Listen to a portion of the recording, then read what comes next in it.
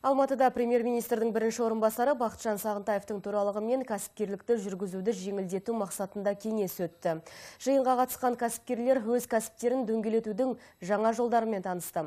Кеңесте бизнесті жетілдірудің жаңа тетіктері талқыланды. 2015 жылдың қаңтарынан бастап кәсіпкерлікті жүргізуді жеңілдету үшін заңдарға өзгертулер мен толықтырулар енгізілді. Отырыс барысында осы өзгертілген заңнамаға сәйкес енгізілген талаптарға қатысты түсініктеме берілді.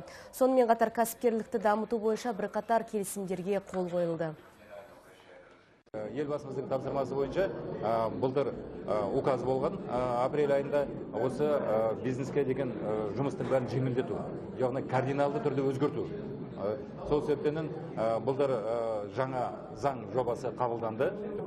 Doing бизнес бойынша біздің алған орнымыздың төмендетуіміз қажет. Қазір біз 77-ші орында тұрмыз. Елбасының қойған тапсырмасы бізге 16 жылы 30-қа кіру. Соған кіру үшін біздегі бүгінгі кедергілердің бәрін орнынан жоюымыз керек.